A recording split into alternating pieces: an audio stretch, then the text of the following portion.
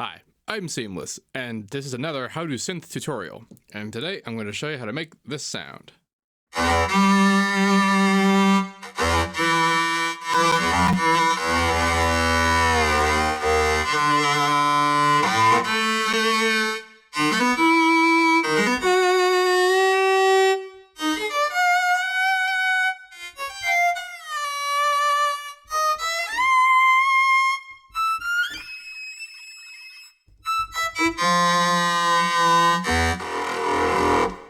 Yeah.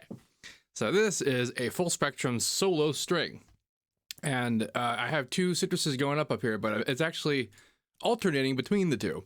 I have a Rolly C-board block here, which is an MPE device. And what it does is when I play, I have it set up to be just two channels right now. So it's essentially alternating between these two voices. And the reason for this is because in order to get actual articulation correct, in order to actually play more than one note and have it sound right, especially if you're really trying to take into account what it being a string player is like, you have to have independent voicing. In particular, think of the action of like you have your bottom two strings on a violin and a bow, and you're just gonna bow one string, and then you're gonna move your bow onto the next string.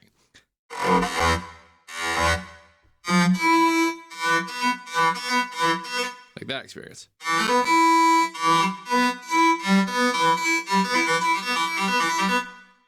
That's not very easy to do with just one voice. It's not impossible, but to be completely perfectly realistic, it basically is impossible because parts of it still need to be active while the other one begins. And for certain articulations and modulations, that's just not possible without setting up different voicing. So what all articulations are happening here? So this being a Rolly C-board block, the way that their whole business works is that on top of there being a continuous voicing, like note like business, there's also this up and down business.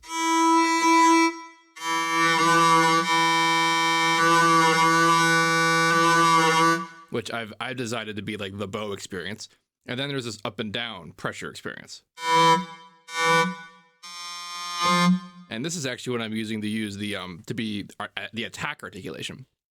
This is important to note because the way that this sound is designed is to work with like my hand on the C-board, so the ranges for things are tuned. But I do have an automation example set up to show you what it's like to actually use this thing on purpose. So this is what this sounds like.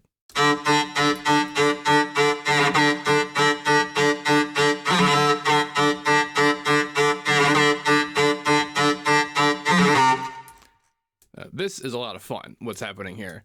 So what this is sort of representing is like the bow action on the string. This is this up, off kind of experience. And then up here is additional phase motion.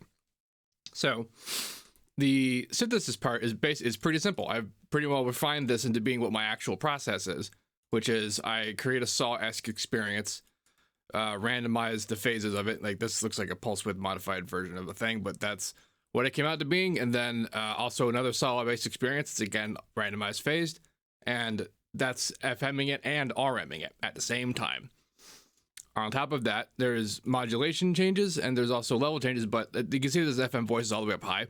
Considering this is a saw way of doing this would be pretty devastating if I were just going it straight like this. But note that the volume is actually turned down on operator 2, which is essentially like the FM ceiling, as if we'd set this to be like here. And all these modulations are in control of each other. Like the other examples of this you'd seen so far, trying to tune it to be an experience that's very string-like. But the thing I discovered that made this the most string-like versus the other experiences is not to try too hard to differentiate between voices. So what I mean by that is I've been trying to avoid what I call the sampling experience, where you have a kind of a way of being and then you play up the spectrum, and instead of this morphing change up the notes, you get this just like it's the exact same architecture all the way up and down. And it's true that it needs to change, like a phase randomness experience needs to happen, but on top of this, what makes a string is actually that it does follow, that it is actually that its properties do track right in ratio with it all the way up and down.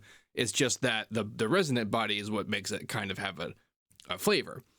So the resonant body, and the other thing that's happening here before that is that I have this high pass going before the resonant body,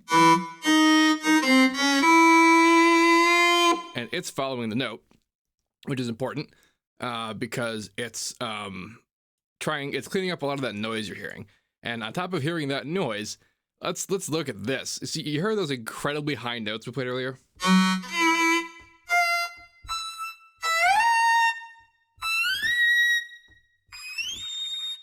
You hear that weird little like alien noise in the background? That's aliasing.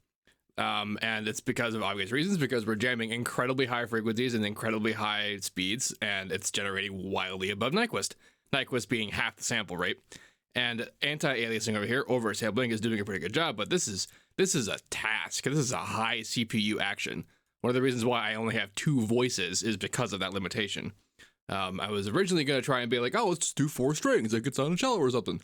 And then it just became, nope, that's not happening. But I didn't totally expect that I'd be able to pull off actually a full spectrum string sound. I expected that I'd be limited to having to separate it into different string experiences in order to get the tracking across the whole spectrum. But nope, it turns out I was actually just complicating things, and like not complicating it is what made it work out. So let's break down the whole thing now that we have it all built up here. Oh yeah, the resonant body. So the resonant body is actually real funny because this is, I got tired of not being able to find like appropriate impulse responses, so I just started using percussion. Like that's just a wood block, another wood block. Yep. I got those out of this. Literally just the first 4 bunches. And like if they sounded woody, they kind of had a resonant tone to it. I'd be cueing the crap out of them individually, then also in post. And then it kind of sounds like a thing. Here's what it sounds like without the resonant body.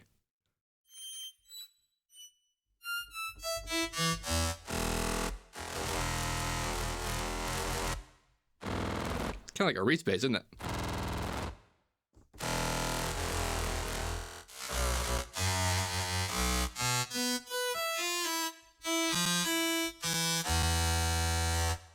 Yeah. Pretty buzzy. That's the job of, I keep calling it the resonant body because that's what like the technical term for like the piece of wood that a string is attached to build a violin construction. And it's just a bunch of convolvers making real short work. Literally. Then it's compressed and then EQ'd again. Actually, this is just here for visualization. I think I EQ'd the other one. Oh, this is the out. That's right. I EQ'd some individual stuff in there. And then on the top is just some reverb, just to sound right, and some compression just so that we can hear it for this demo. But this is what it all sounds like without that.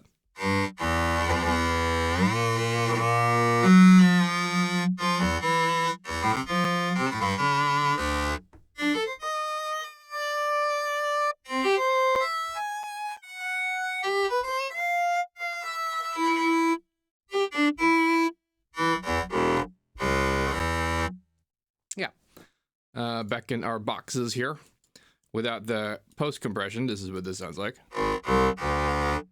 And we cover what it sounds like without the resonant body. Did I murder it? Yeah. So you notice that you might have gotten this vibe that it kind of sounds a little bit like an oboe. And if I don't move my finger, that's pretty much accurate. Like the difference between what makes a reed windy instrument versus what makes a violin, just in a harmonic sense, is this phase change business that's a result of the bowed experience versus the blown experience. It's real similar because a bowed experience versus like a breathy, windy thing is pretty well similar in a kind of the way noise is represented. It's just that they're very subtle.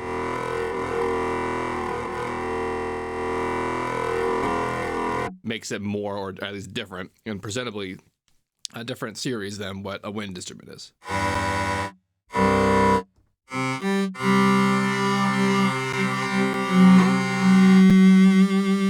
So what's neat about using this as a thing is that it more gets us to the experience of what it's like to actually play a violin, which is like a fretless instrument most of the time.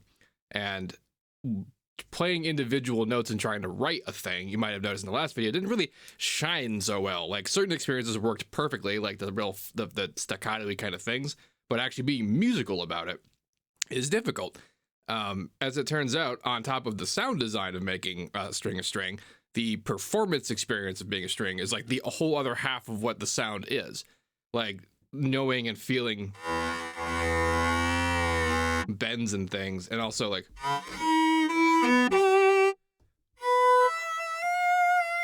so that I keep doing one of these. So like I'm gonna do a slide, but I don't wanna. So what I'm going to do is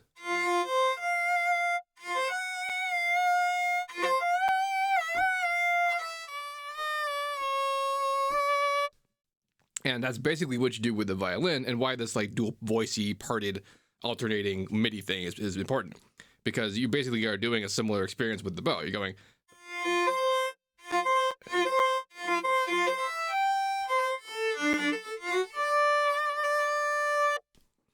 and that made this way more realistic than almost what the sound design did.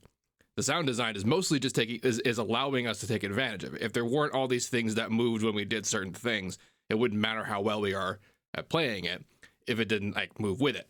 So like, for example, this kind of pitchy thing that happens when you change the phase of running with a bow on. There's a certain amount of like there's actually like part of intonation to being a player and violinist is accounting for that while you're doing it, because that's kind of pitchy. But what if I didn't want to be pitchy and also didn't want to sound like an oboe? Well, then if it goes one way and then the other way, then I basically have to pitch up, right? Whether pitch down when I go up and pitch up when I come down.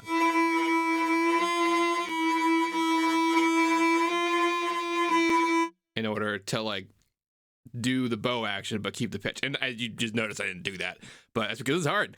And like being a really good violinist is a part of nailing that. Of course, knowing all of these things, you can set up all the automations to be precisely this and to play the notes to be precisely where it needs to be. Plus things like vibrato is easy. This is oh boy. But what is also cool is that this experience also lets us do the finger roll thing, which is basically exactly how players do their string business. Do it playing guitar too.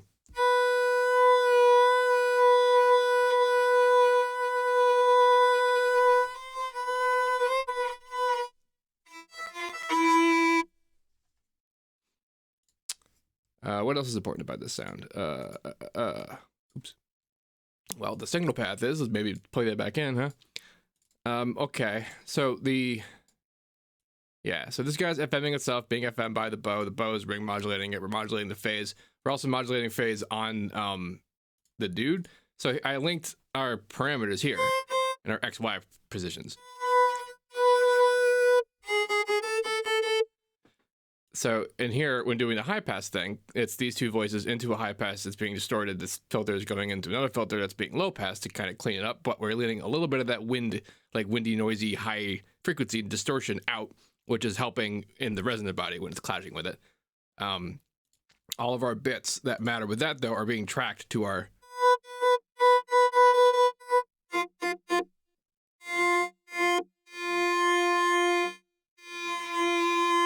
And when I was making this, I just with my hand was making motions, and then I moved it around until it was like doing the thing that it needed to do to make the articulation happen.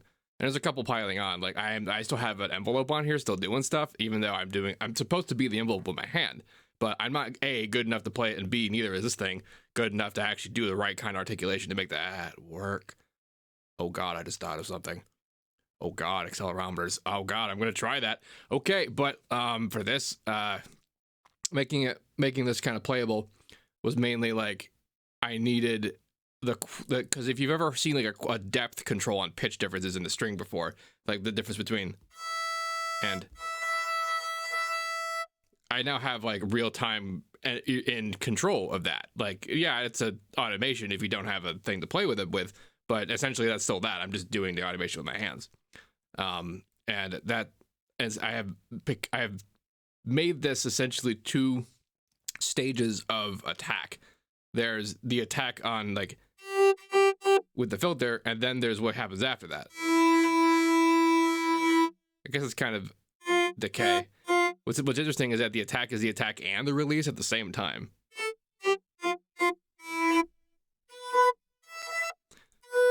I mean, this Y thing with our hand is basically the entire ADSR experience, but we have to also have like a positional thingy because of the bow. This might be kind of hard to run, honestly. And the way that I was gonna like go forward with this was doing a lot of recording. It's honestly like kind of a lot, like for me, like I had to up my buffer to do this one, and other things that I would do now, like I have some other examples that I was trying to work on. Like I would just record the deal is here and then put them in the resonant body and then act like the audio is the combined like player experience, as though I recorded it from an actual player. And honestly, that's kind of where I want to go with this. I want to have a plugin or a thingy that's synthesized, that has all the parameters I can dial in, and then in real time generates a real time performance that's right. And most of like the high end like sampled for realistic experiences like Superior Drummer, Quantum East West Quantum Leap, Sounds Online people, Hollywood Orchestra, like their things are about basically doing that just with samples. And I want to do that with synths.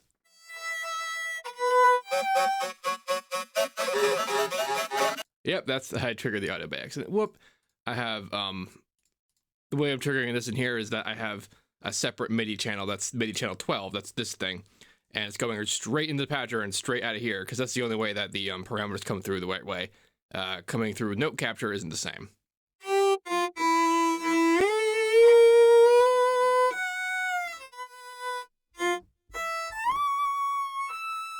Yeah. So yeah, I'm pretty pleased with this. It's definitely came out way better than the previous attempts, and to be honest, I wasn't counting on being able to do this.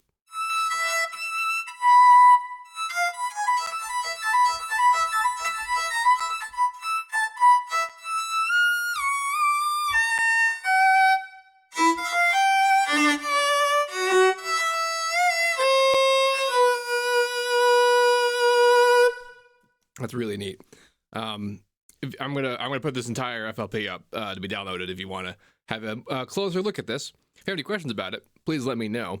Don't forget to like, comment, subscribe, and all of that good stuff. And as usual, have a nice day.